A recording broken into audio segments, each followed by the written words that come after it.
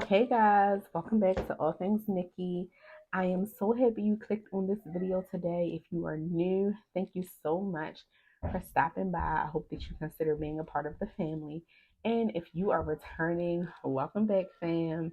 Don't forget to like, comment, share, and subscribe. Today's video is going to be about my invisible disease. I'm officially a snowflake. So let's get into this video today. I'm gonna share some stuff with y'all, and I hope that it is impactful and it inspires one person and makes a difference. All right. Where do I start?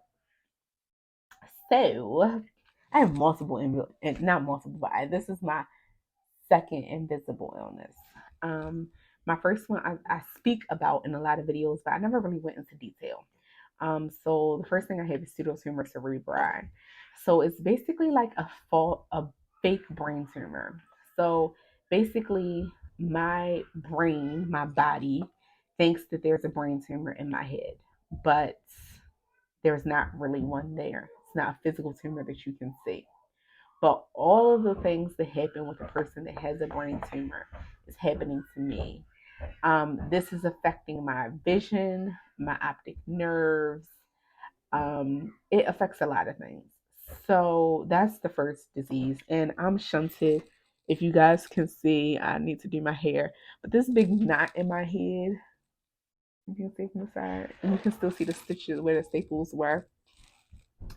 So I have a shunt that goes all the way up here and it just travels all the way down my head, down my neck, down my chest, into my stomach. So that is the first disease. So this knot here is a new addition. As of 2018, I had my first brain surgery. 2019, I had my second, which is staples. Staples were back here too, so it's a scar too. But that was to put a siphon on for over drainage. Um, so that was the first thing that I overcame, right? Pseudotumor cerebri, which is an invisible illness. You look perfectly fine. No one knew anything was wrong with me until I came in with a shaved head and staples. I'm gonna insert a picture right now.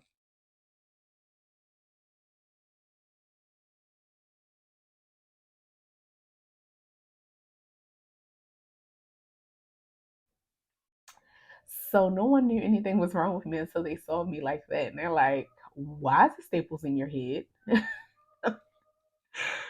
So yeah, that was a lot. I kept that to myself and kept that really close because it was scary having somebody literally cut your brain open, your skull open to get to your brain was just like, whoa, okay. Um, so yeah, pseudotumor. Maybe I'll dig more into that, but I feel like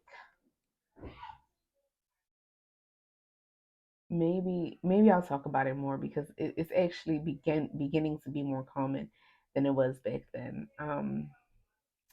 So maybe I can talk about some of the symptoms and the diagnosis leading up to it because spoiler alert, they put me in a whole psych ward and told me that I was crazy.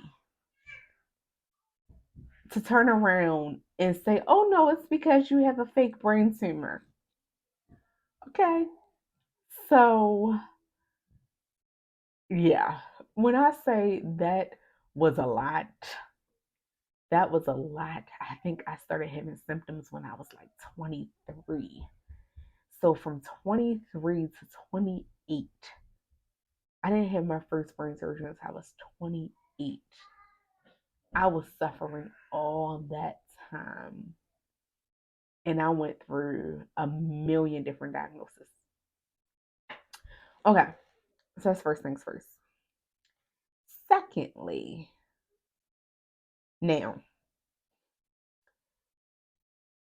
because there are certain things happening, I can't speak that much on my snowflake disease, on like where I believe it came from, but I can speak on the fact that I have it. So when I say that I'm a snowflake, that is because I have Musk antibody positive Myasthenia gravis. So this looked like for me after my girls were born, I couldn't breathe. I couldn't speak. I couldn't swallow. I couldn't hold my neck up. And it just got progressively worse to the point where I couldn't hold my head up. I couldn't wear any hairstyles that were heavy. Um, I couldn't lift my arms. I couldn't brush my teeth. I couldn't wash my body, wash my face, brush my hair. My husband literally, I couldn't wipe myself. I couldn't get dressed by myself. Some days I couldn't even get up out of bed. Um, I couldn't breathe. I couldn't speak. It looked like I had a stroke. I would slur my words. I would drool. One side of my face was droopy. My eyes were droopy. And I'm saying where I'm still dealing with this. But, spoiler alert, I actually ended up doing chemo. Um, and I can talk to you. I still don't have my arms, but I can talk to you. Now, I do still get tired and I have to take breaks, but I can talk to you. And I can swallow for the most part.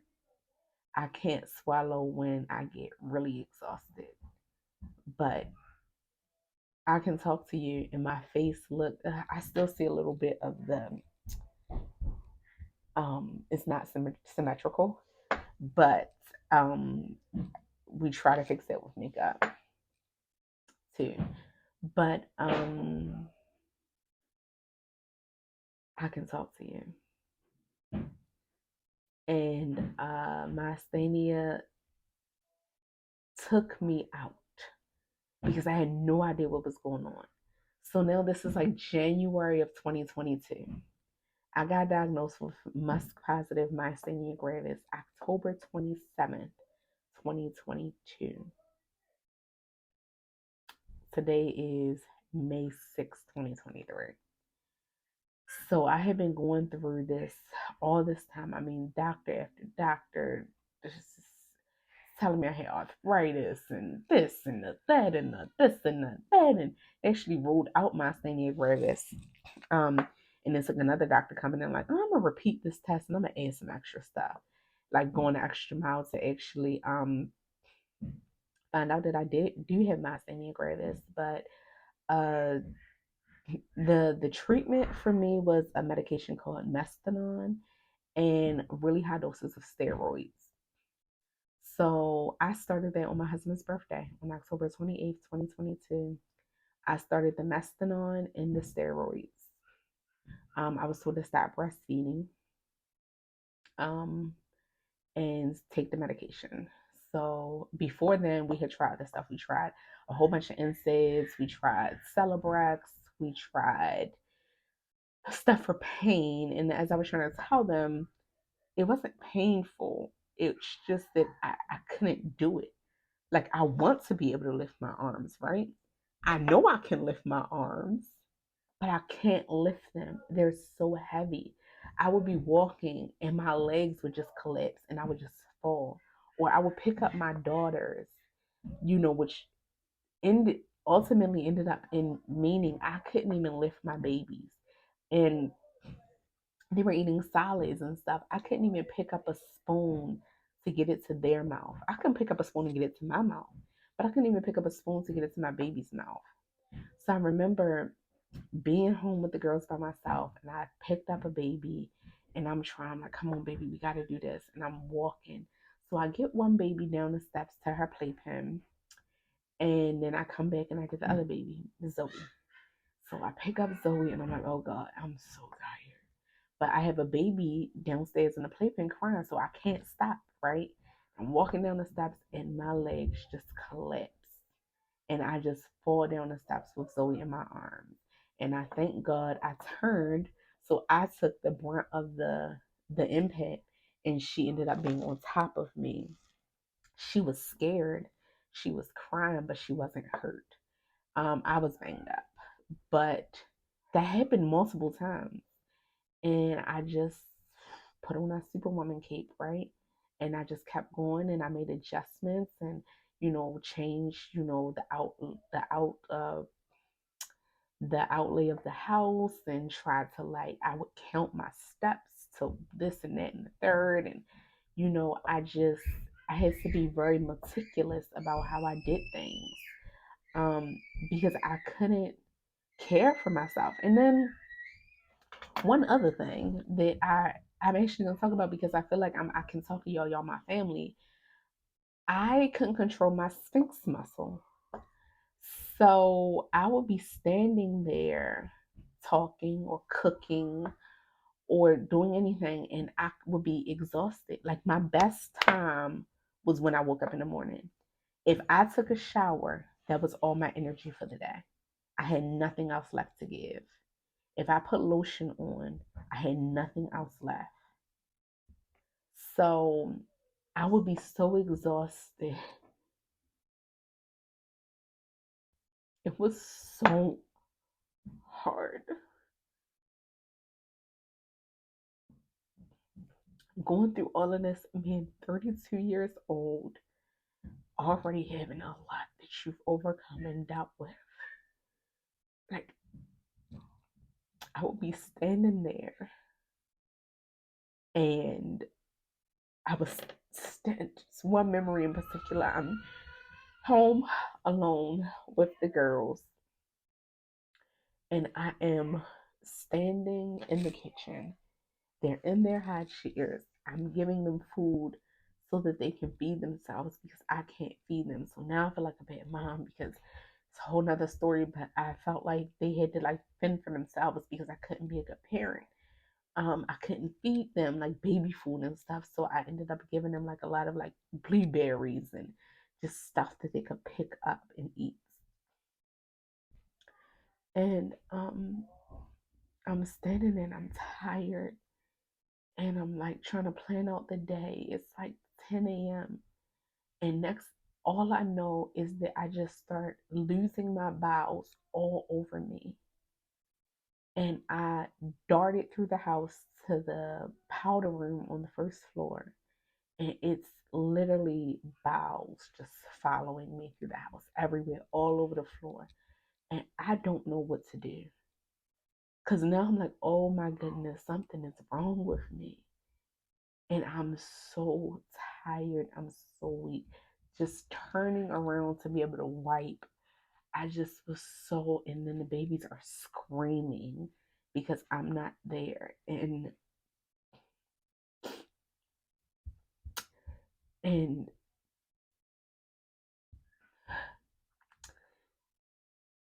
and I had to call my husband and get him to come home, and it's just stuff everywhere, and I'm trying to figure out where I can move the girls. So I had to literally just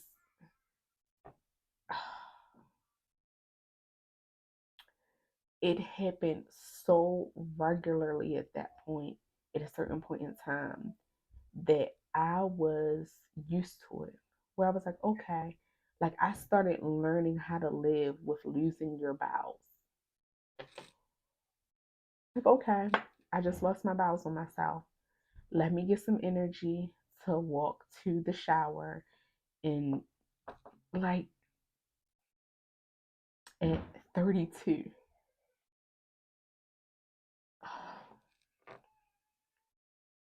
in just the timeline, I get diagnosed with Musk positive MG on October 27th. October 28th is my husband's birthday. I take him to DC to meet his family.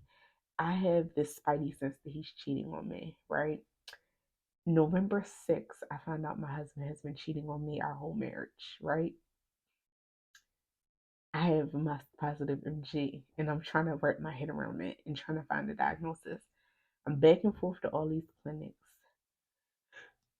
I'm in uh, I'm in occupational therapy and physical therapy. And of course, like, regular therapy too. um, and he keeps telling me the biggest trigger for myasthenia gravis is stress. Number one, if you're stressed out, it causes it to flare. So you have to keep your stress extremely low. Sleep. If you're not getting enough sleep, your MG is going to flare. I have twins that aren't even one yet. They're not sleeping. My babies still aren't sleeping through the night. And then on top of that, I, back at October 12th, I ended up going on a leave of absence from my job that I was so very comfortable at because I got a new supervisor that, never mind. No, you know what? F it. I got a new supervisor who was a Karen.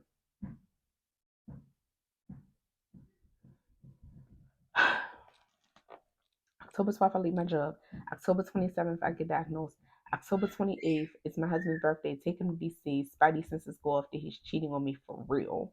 November 4th, I'm team mom of the football team.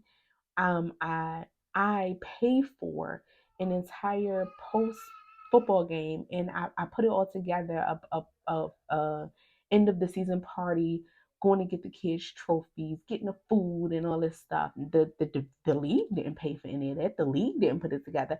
Team mom put it together.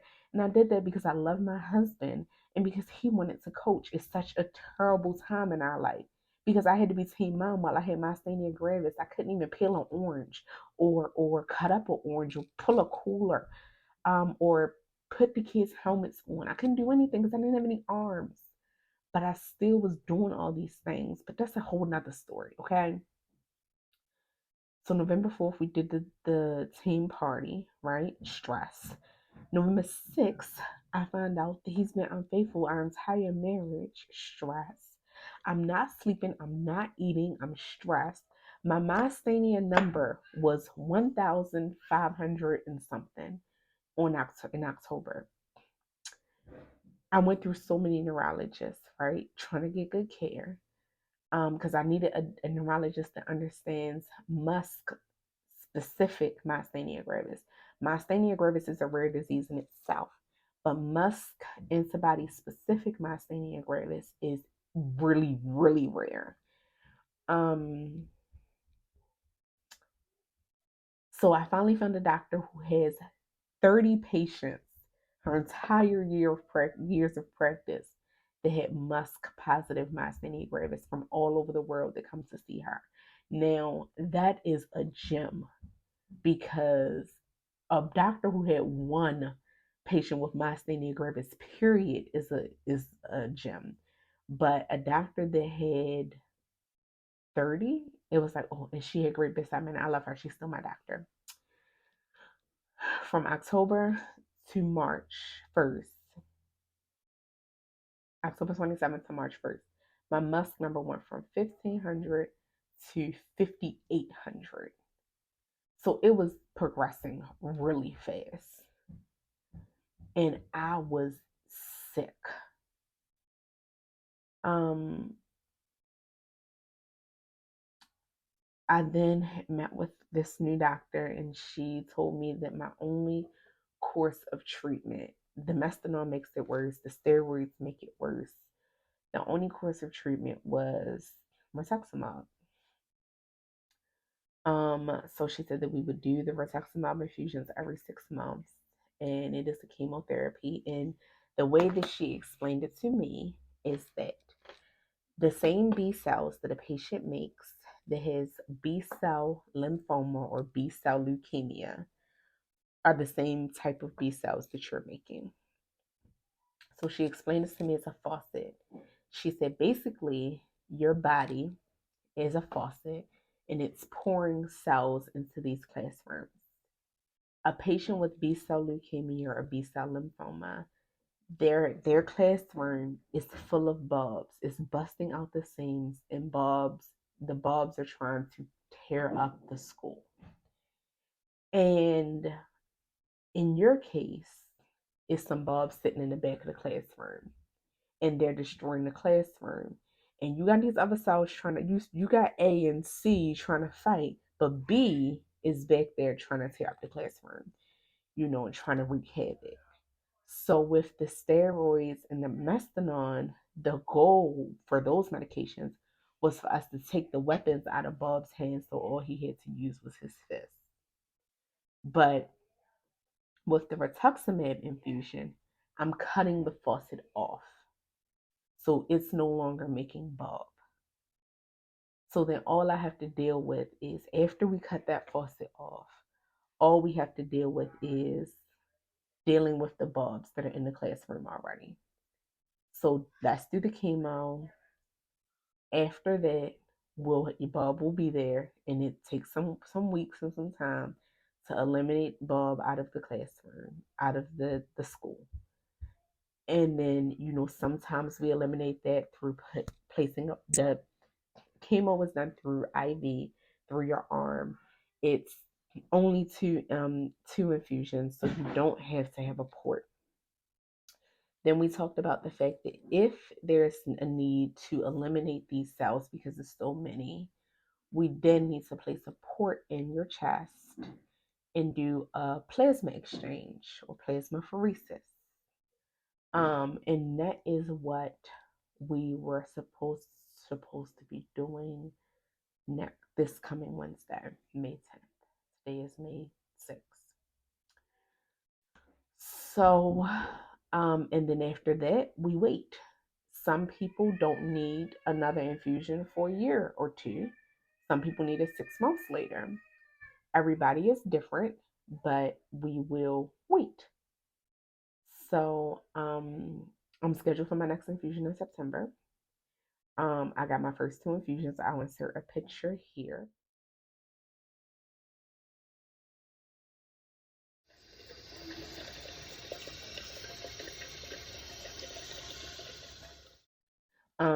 It was scary. I had to stop breastfeeding. I had to take. You have to take all the precautions as a person with cancer going through chemo. You can't be around. Your immune system is done. You have no immune system, so you can't be around people. You can't be around sick people. You don't have an immune system, so it's tough, especially having kids. They're going to school, and you get sick. Um, but it was just something that I had to get through, and that I'm getting through. I had my first infusion on March the 14th, and my second one on March the 28th. I felt like poo. I mean, the infusions are about 7 hours each. I had a reaction to the infusion both times, so we had to stop it, do oral Benadryl, stop it again, do IV Benadryl. So, but I could finish the infusion with more steroids too. We did some more Salucortef, Salumedrol, whatever, one of them. We did some more steroids and some IV Benadryl, and I was able to complete the infusion both times like that. They were about 7 hours. I think I got there at I think my infusion started at 8 a.m. and I was done by like 2 in the afternoon, 2:30. So it's some time. I felt really icky. I was really sleepy. Um, I just felt icky. It was 1,000 milligrams of rituximab. Um, yeah, I felt icky. Um, Day one, I was just sleepy. Day two was just like, ugh. Um,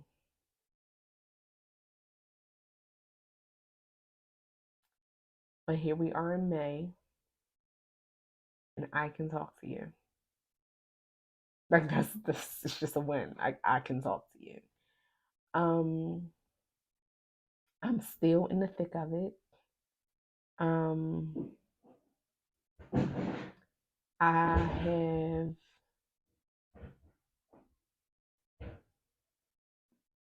I'm gonna just hold it for another video, but I have some things that occurred that complicated the infusion.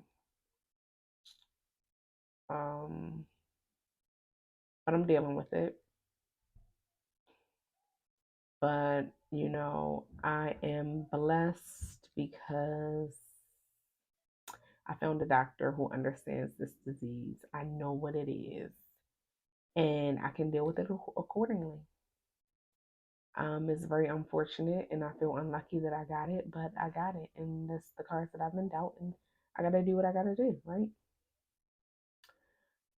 So for anybody out here who has myasthenia gravis or Musk specific myasthenia gravis, don't let these doctors gaslight you.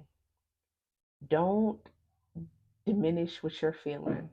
You fight and you push for answers until you get some real answers. Because if I would have just laid down like the rheumatologist was like, let me just be honest, we probably just will never figure out what's wrong with you. And that rheumatologist left the practice and went to open another practice. Then I saw another rheumatologist. And it wasn't until that one rheumatologist was like, wait a second, let me call my friend who's a neurologist. I know you already saw neurology and they cleared you, but this looks neurological. Um, and it wasn't until, and that doctor instantly, he told him what was happening with me. And the doctor didn't even see me. He was like, oh, she has myasthenia gravis. And then I went in to see that doctor cleared his schedule and to see me the very next day. But he saw me. He was like, oh, no, you don't have myasthenia gravis. You look perfectly fine. And I was like, I can't lift my arms. And he was like, yeah, I thought she had MG by the symptoms, but you look fine. Like, you're healthy. And I'm like, I'm not healthy, sir. Help me, you know? And he was telling me as he was doing my test, it was coming back like I didn't have MG. Then he got up to my face and he did this. It's a repetitive EEG. So they shock you repetitively, like zzz, to make the nerves tired. So he did it on my neck, which made the face tense up. And as he saw it tense, tense, tense, I guess it stopped, my face stopped moving where it should just have constantly, but it couldn't because of MG. Then he did it in my foot. He was like, huh. He was like, wow, you're like one patient that I've just like out of a textbook, you know? I think you have MG. So then he did the blood test, and the blood test definitely confirmed it with those antibody numbers being very high. So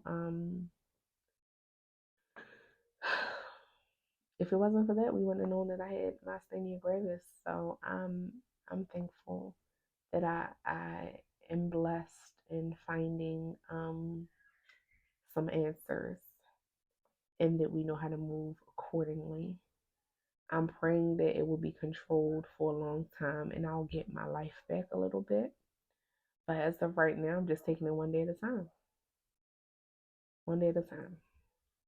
So yeah, if you hung on this long to hear about my invisible illness and me being a little snowflake, thank you so much for watching this video. I hope that it inspires you to keep pushing and don't give up, even when life gets real hard. Even when life gets hard, because it got real hard. And I'm thankful for God, and I'm thankful for my kids, my family, and I'm thankful that even in my darkest moment, I was able to pick up the phone and call my psychiatrist and say, listen, I'm having some real dark thoughts. This is not like me. Help me. Help me. Because I don't want to do anything crazy to myself, but I do want to do something crazy to myself. And I know that this is not real. And it took my psychiatrist saying, listen, depression is going to hit you. You're being cheated on. You have a horrible disease. You have babies, you know, postpartum depression. Like, let me help you. And that really helped pull me up out of the ground. I know that people in our community don't believe in medications and things of that nature, but I swear, um, it was too heavy. Life was too heavy. So I'm thankful every single day. And if you're going through something difficult and you feel like you need someone to talk to, please reach out. Please reach out because you're not alone. And everybody has a story and everybody's been through a storm. Like, you're not alone and you can get through this. This is my second invisible illness. I pray it's my last. It's my second one. I have 3 children and a whole family that's dependent on me. I had to stop working.